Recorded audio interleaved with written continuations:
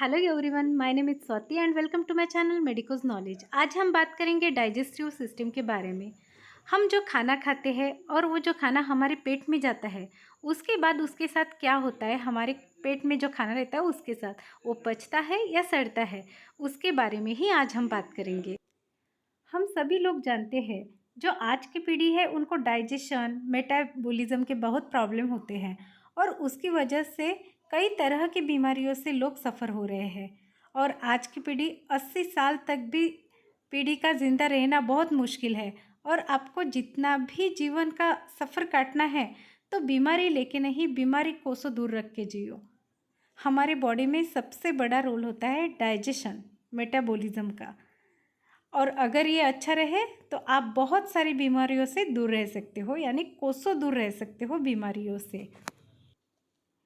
आज की पीढ़ी का यही प्रॉब्लम है, क्योंकि आज की पीढ़ी जो है फिज़िकल वर्क यहाँ पे बहुत कम हो चुका है। सभी काम हमारे मोबाइल पे रहते हैं और खान पान भी हमारा बहुत बदल चुका है। न्यूट्रिशन युक्त हमें कुछ खाने से मिलता ही नहीं। और खाने में भी आजकल बाहर का ज़्यादा खाना रहता है और घर का बहुत कम खाते हैं।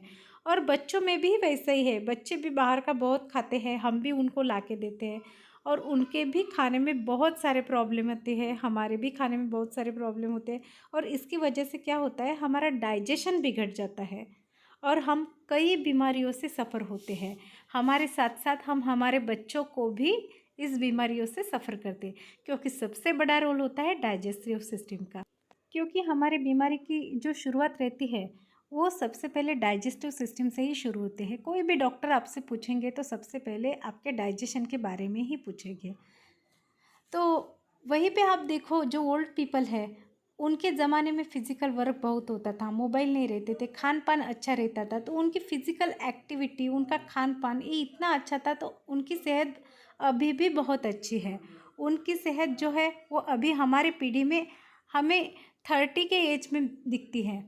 अब देखो, हम बात करते हैं हमारे डाइजेस्टिव सिस्टम की। देखो, बच्चे हो, बूढ़े हो या जवान हो, आप सबको डाइजेस्टिव सिस्टम आपकी बहुत अच्छी रखनी है, क्योंकि हमें बीमारी को बहुत दूर रखना है। और आपको ये जानना भी होगा कि हम जो खाना खाते हैं वो हमारे बॉडी में, हमारे पेट में पचता कैसे है, वो पचता है या सड़ता है, उसके बारे में आपको पता होना चाहिए। अब देखो, खाने का डाइजेशन हमारे मुंह में ही शुरू हो जाता है। जब हमारे मुंह में हम कुछ खाना खाते हैं तो हमारे मुंह में सलाइवा प्रोड्यूस होता है, तो वो खाने में प्रेजेंट स्टार्च को ब्रेक करता है, यानी खाने में जो स्टार्च रहता है उसको ब्रेक करता है हमारा सलाइवा। अगर आप स्टार्च खा रहे हो, जैसे फ्रूट्स खाते हो या पोटैटो खाते हो, तो इसमें क्या रहता है, स्टार्च रहता है, यानी कार्बोहाइड्रेट्स, स्टार्च। तो स्टार्च का मेजर पार्ट क्या करता है, ब्रेक करता है हमारा सलाइवा। मुंह में जो सलाइवा प्रोड्यूस होता है ना, वो सलाइवा करता है स्टार्च को वहीं पे ब्रेक करना शुरू करता है हमारे मुंह में, यानी मुंह से ही हमारा डाइजेशन शुरू हो जाता है। जब आप खाना अच्छे से खा के निगलते हो तो वो खाना हमारे जो ईसोफेगस से लेके हमारे पेट में जाता है। और आपका खाना जब पेट में गया तो वहाँ पे 3 एंजाइम प्रोड्यूस होते हैं। और वो 3 एंजाइम्स कौन से हैं? सबसे पहले हाइड्रोक्लोरिक एसिड्स, दूसरा म्यूकस और तीसरा पेप्सिन। और ये जो 3 एंजाइम्स है वो हमारे खाने को अच्छी तरह से डाइजेस्ट करते हैं। तो ये वर्क कैसे करते हैं तीनों भी एंजाइम? देखो, अब जो हम खाना खाते हैं वो हमारे पेट में जाता है, तो वहाँ पे क्या होता है, पेप्सिन क्रिएट होता है, पेप्सिन प्रोड्यूस होता है। तो अब ये पेप्सिन क्या करता है, पेप्सिन हमारे खाने में जो प्रोटीन रहता है उसको डाइजेस्ट करता है। लेकिन पेप्सिन को काम करने के लिए एक एसिडिक मीडियम की ज़रूरत होती है, यानी हाइड्रोक्लोरिक एसिड वहाँ पे प्रोड्यूस होता है। फिर ये जो हाइड्रोक्लोरिक एसिड जो है ना वो बहुत ही स्ट्रॉन्ग होता है, जो हमारे पेट को काट भी सकता है। आपको पता ही है एसिड कितना खतरनाक होता है। तो हमारे पेट के सेफ्टी के लिए वहाँ पे क्या होता है, एक म्यूकस तैयार होता है, तीसरा एंजाइम वहाँ पे म्यूकस प्रोड्यूस होता है। और म्यूकस क्या करता है, हमारे पेट के जो इनर वॉल है, इनर वॉल के चारों तरफ म्यूकस घेर लेता है खुद को। तो उसकी वजह से क्या होता है, म्यूकस हमारे पेट के इंटर वॉल को रहता है, इनर वॉल को रहता है। तो म्यूकस हमारे पेट की सुरक्षा करता है, यानी हाइड्रोक्लोरिक एसिड को पेट तक जाने से बचाता है और काटने से बचाता है। अगर म्यूकस बहुत कम प्रोड्यूस हुआ और हाइड्रोक्लोरिक एसिड ज़्यादा है तो इनर वॉल पे अगर हाइड्रोक्लोरिक एसिड आया तो पेट को अल्सर भी हो सकता है, यानी पेट को छाले पड़ सकते हैं। आप सोच सकते हो एसिड इतना खतरनाक रहता है, अगर कहीं पे उसकी बूंदें गिर जाए तो वहाँ पे कुछ जल भी सकता है। तो सोचो हमारे पेट में एसिड है तो कितना खतरनाक हो सकता है, ये भी आप समझ सकते हो। तो इसीलिए म्यूकस वहाँ पे क्रिएट होता है। म्यूकस हमारे इनर वॉल को सेफ करता है। अगर वो कम हो जाए तो फिर वहाँ पे पेट में छाले पड़ते हैं, क्योंकि hydrochloric acid direct inner wall पे अटैक करता है। इनर वॉल पे अगर हाइड्रोक्लोरिक एसिड ने अटैक कर लिया तो हमें पेट के इनर वॉल पे अल्सर होता है, यानी छाले पड़ते हैं। अगर ये तीनों भी एंजाइम बराबर पेट में आए तो वहाँ पे एक जर्निंग एक्टिविटी होनी शुरू होती है। जर्निंग मीन्स वहाँ पे मूवमेंट होनी शुरू होती है हमारे पेट की, यानी वो क्या करता है, पेट श्रिंक भी होता है, फिर उसके बाद एक्सपैंड करता है। यानी जैसे हम बोलते हैं ना, जैसे हम सांस लेते हैं छोड़ते हैं, सांस लेते हैं छोड़ते हैं, तो उसी तरह से हमारा जो पेट रहता है ना वो श्रिंक करता है फिर एक्सपैंड करता है, श्रिंक करता है एक्सपैंड करता है। तो इसकी वजह से क्या होता है, हमारा डाइजेशन बहुत अच्छी तरह से होने लगता है। बट अगर हमने पेट भर के खाना खाया, यानी हमने पेट हमारा 100% भर लिया, वहाँ पे कुछ भी जगह पेट में छोड़ी नहीं, तो फिर क्या होता है, हमारे जो पेट की जर्निंग एक्टिविटी है, जो यानी वो श्रिंक होते हैं एक्सपैंड होते हैं, तो उसको जगह ही नहीं रहती। वो इतना पेट भर के खाना रहता है, हमने पेट भर भर के खाना खाया, उसको मूवमेंट करने के लिए जगह ही नहीं होती है। तो उस वजह से क्या होता है, हमारे पेट में जो खाना है वो वैसे ही पड़े रहता है और सड़ने लगता है। तो इसीलिए 100% कभी भी पेट भर के खाना मत खाओ। कम से कम 80% तो भी खाओ, 20% उसको मूवमेंट के लिए जगह दो। तो बहुत ज़्यादा खाना खाना भी अच्छी बात नहीं है। आपको लगता होगा कि हम बहुत सारा खाना खाए तो हमें बहुत सारी एनर्जी मिलेगी, लेकिन बिल्कुल ऐसा नहीं है। आप जितना थोड़ा थोड़ा खाना खाओगे दिन भर तो उतना अच्छा रहेगा। तो पेट में 4-5 घंटे अब खाना रहने के बाद क्या होता है, तो खाना पेट में से स्मॉल इंटेस्टाइन में जाता है, जिसे हम छोटी आंतड़ी कहते हैं ना, स्मॉल इंटेस्टाइन, उसमें जाता है। और वहाँ पे क्या होता है, बाइल जूस रहता है। बाइल जूस जो हमारे लीवर में प्रोड्यूस होता है, लीवर में यानी उसका निर्माण होता है बाइल जूस का, वो हमारे स्मॉल इंटेस्टाइन में जाता है। तो वो बाइल जूस क्या करता है, हमारे खाने में जो फैट रहते हैं उसको डाइजेस्ट करता है, फैट को, बाइल जूस। और उसके साथ यहाँ पे क्या होता है, पैंक्रियाटिक जूस भी रहते हैं और कुछ इंटेस्टाइनल भी जूस रहते हैं। Bile juice, intestinal juice, pancreatic juice, ये क्या करते हैं, वो सभी हमारे खाने में मिक्स हो जाते हैं और हमारे खाने को अच्छी तरह से डाइजेस्ट करते हैं। कहाँ पे, स्मॉल इंटेस्टाइन में। ठीक है, इंटेस्टाइन में क्या होता है, फिर पेरिस्टालसिस मूवमेंट होने लगते हैं, यानी जैसे उछलना कूदना जैसे हम कहते हैं, वैसे क्या होता है, हमारे स्मॉल इंटेस्टाइन नीचे ऊपर ऐसे हिलते रहते हैं, तो उसे कहते हैं पेरिस्टालसिस मूवमेंट। तो वो जैसे हिलते रहते हैं, नीचे ऊपर ऐसे होते रहते थे, उसकी वजह से क्या होता है, हमारा खाना बहुत अच्छी तरह से डाइजेस्ट होने लगता है।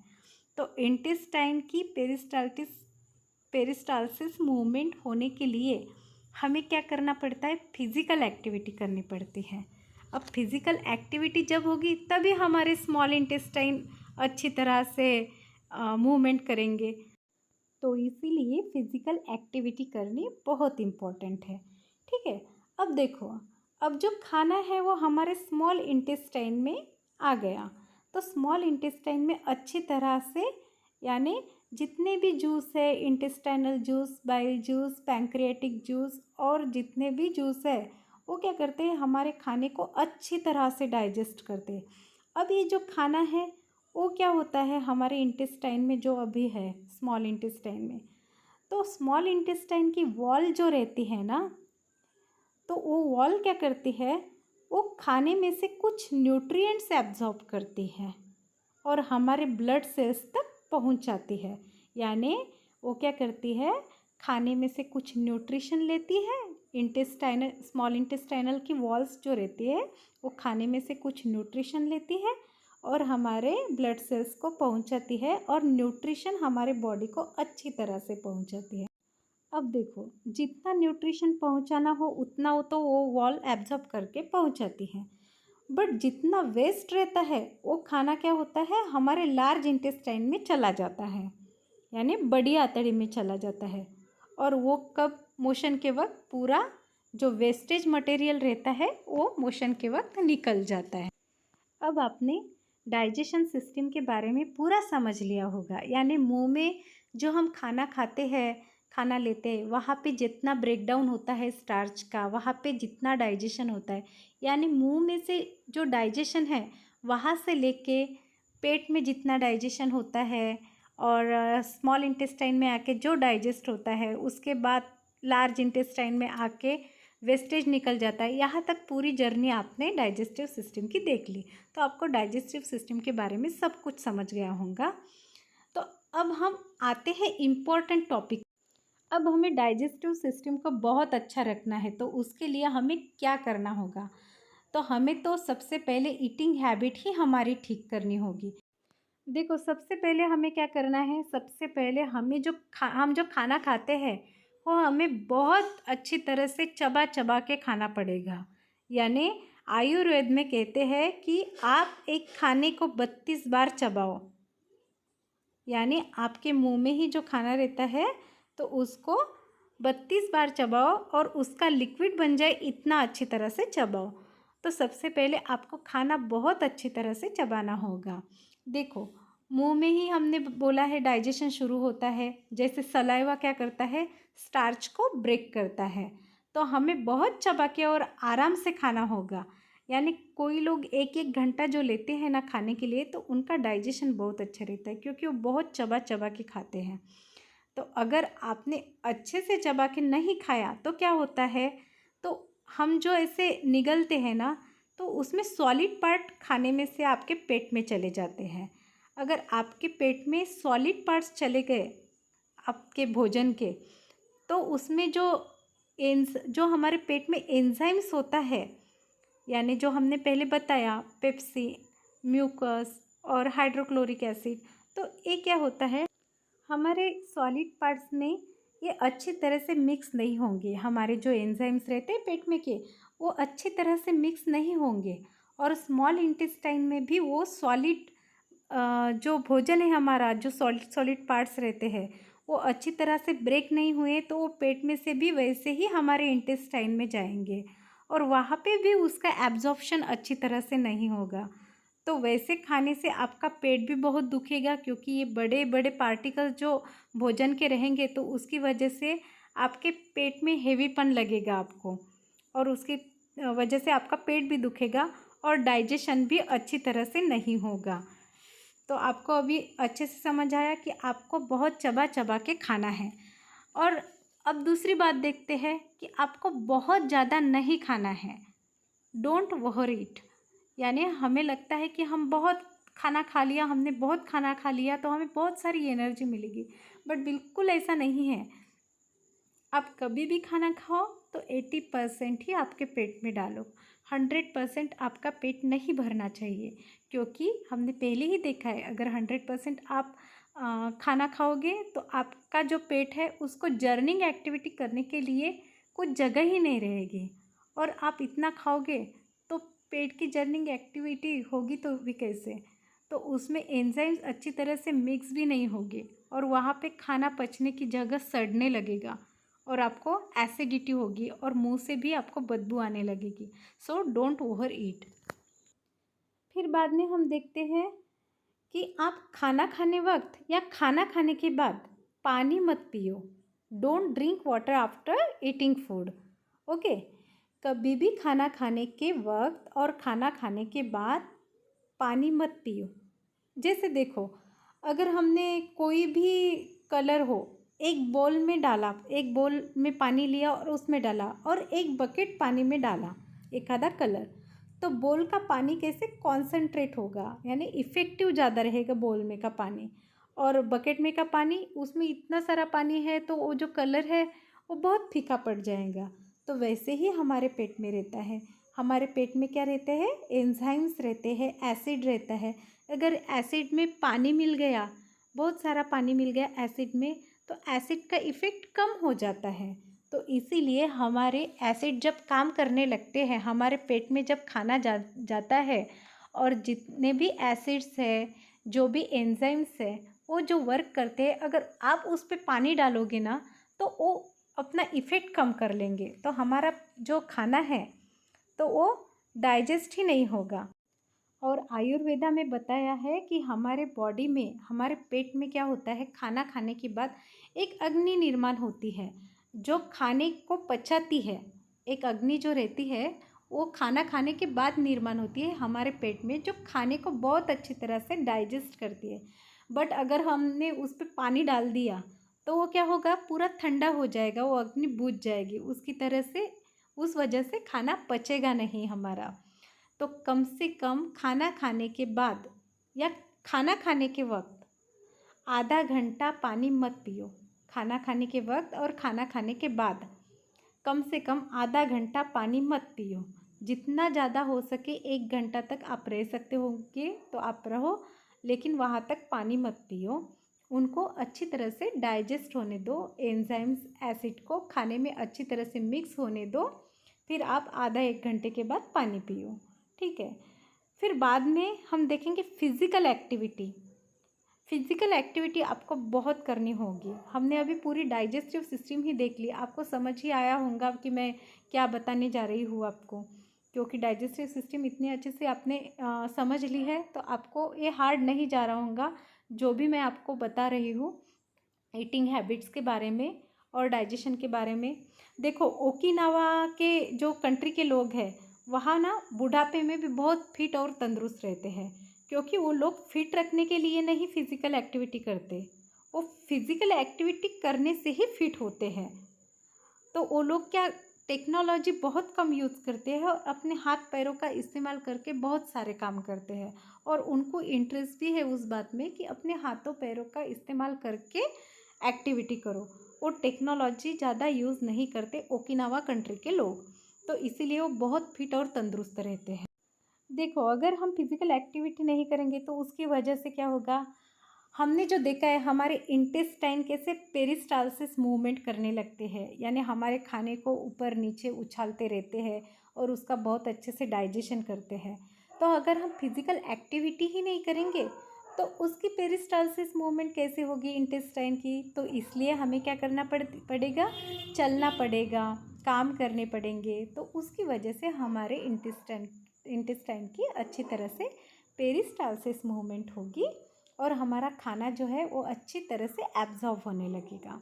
और एब्जॉर्ब होने के बाद यानी डाइजेस्ट होने के बाद, हमने पहले ही बताया, जो इंटेस्टाइन की जो वॉल रहती है, स्मॉल इंटेस्टाइन की वॉल रहती है, वो क्या करती है, हमारे खाने में से न्यूट्रिशन लेके ब्लड सेल्स तक पहुंचाती है। अगर हमने पेरिस्टालसिस मूवमेंट ही नहीं की तो वो हमारा खाना आगे बढ़ेगा ही नहीं, जहाँ पे है वहीं पे जम जाएगा, उसकी मूवमेंट नहीं होगी तो वो एब्जॉर्ब भी नहीं होगा, डाइजेस्ट नहीं होगा। डाइजेस्ट न होने के कारण क्या होगा, वो वॉल भी न्यूट्रिशन नहीं ले पाएगी और ब्लड सेल्स तक नहीं पहुंचा पाएंगी, तो उसकी वजह से क्या होगा, हमारा खाना पचेगा नहीं। तो ठीक है, तो आपको वॉकिंग करनी पड़ेगी। आपको मोबाइल भी आपको यूज़ करना है तो चलते चलते यूज़ करो, थोड़ा वॉकिंग करो। मार्केट में भी जाना होगा तो पैदल जाओ, और आजकल कैसे आप गाड़ी ही इस्तेमाल करते हो और मोबाइल यूज़ करते हो, तो आपकी वॉकिंग, आपका आपकी फ़िज़िकल एक्टिविटी बहुत कम हो चुकी है। तो आप इस पे बहुत ध्यान दो, आप ज़्यादा से ज़्यादा फ़िज़िकल एक्टिविटी करो, ठीक है। अब हम देखेंगे आप आपको खाने में क्या लेना चाहिए। आपको खाने में ज़्यादा से ज़्यादा फाइबर युक्त डाइट लेना चाहिए। तो फाइबर युक्त मीन्स जो हरी सब्जियां रहती है, उसके जो डेट रहते हैं उसमें बहुत सारे फाइबर्स रहते हैं, फ्रूट्स में फाइबर्स रहते हैं। तो आप फाइबर युक्त ज़्यादा खाओ। तो जब आप फ्रूट्स देखो, अब जब आप फ्रूट्स खाते हो तो ज एक आधा एप्पल अगर आप खा रहे हो तो एप्पल में का जो जूस रहता है वो पूरा लिक्विड आपके पेट में जाता है और फाइब्रस जो है आपके मुंह में अच्छी तरह से घुलने लगते हैं। वहाँ पे भी सलाइवा अच्छी तरह से अपना काम करने लगता है, यानी डाइजेशन अच्छी तरह से करने। और ये जो फाइबर रहते हैं ना वो बहुत अच्छे रहते हैं, डाइजेशन अच्छा रहता है और हमारे बॉडी को भी बहुत हेल्दी रखता है। हरी सब्जियां और फ्रूट्स में बहुत सारे फाइबर्स रहते हैं। जब फाइबर्स हमारे पेट में जाते हैं तब उसमें बहुत अच्छी तरह से एंजाइम्स मिक्स होने लगते हैं और फाइबर्स और पूरे एंजाइम्स इतने अच्छे मिक्स होते हैं और बहुत बढ़िया तरीके से वहाँ पे डाइजेशन होता है फाइबर्स के साथ एंजाइम्स का। फिर उसके बाद भी पेरिस्टालसिस मूवमेंट भी बहुत अच्छे से होती है अगर आप फाइबर खाओगे। जब वो पेट में से आपका जो खाना है जब स्मॉल इंटेस्टाइन में जाएगा तब फाइबर्स बहुत अच्छी तरीके से वहाँ पे डाइजेस्ट होने लगेंगे और वहाँ से न्यूट्रिशन भी आपकी inner wall wall small intestine की जो वॉल रहती है वो भी बहुत अच्छी तरह से न्यूट्रिशन लेके हमारे बॉडी को पहुंचाती है। और फाइबर्स जल्दी से इजीली मोशन थ्रू बाहर निकलने में मदद होते हैं। फाइबर की वजह से मोशन भी बहुत अच्छी तरह से होती है और ऐसे हमारा डाइजेशन होता है। तो देखो आपने पूरा मेटाबॉलिज्म डाइजेस्टिव सिस्टम पूरी आपने समझ ली है, मैंने अच्छी तरह से आपको बताई भी है। तो आपको क्या करना पड़ेगा, फाइबर युक्त खाना पड़ेगा, फिजिकल एक्टिविटी करनी पड़ेगी, आपको चबा चबा के अच्छी तरह से खाना पड़ेगा और खाना खाने वक्त और खाना खाने के बाद आपको पानी नहीं पीना पड़ेगा ज़्यादा से ज़्यादा 1 घंटा तक मत पानी पियो और कम से कम आधे घंटे तक तो भी मत पियो। ठीक है, तो आपको मैंने सारी चीज़ें बता दी, आपको पूरा डाइजेस्टिव सिस्टम यहाँ पे समझ आया होगा। और सबसे पहले आपको कोई भी बीमारी शुरू होती है तो डाइजेशन की वजह से ही शुरू होती है। अगर आपका डाइजेशन अच्छा नहीं रहा तो वहीं से आपके बीमारी की शुरुआत होती है। तो आपको अभी अच्छी तरह से आपके डाइजेशन का ख्याल रखना होगा और आप अच्छी तरह से ख्याल रखिए। और मेरा वीडियो अगर आपको समझ आया होगा और अच्छा लगा होगा तो लाइक और सब्सक्राइब ज़रूर कीजिए और ज़्यादा से ज़्यादा शेयर भी कीजिए। और ऐसा ही वीडियो मैं अगला लेके आऊँगी, तो इसलिए सब्सक्राइब और बेल आइकन को ज़रूर दबाइए। Thank you.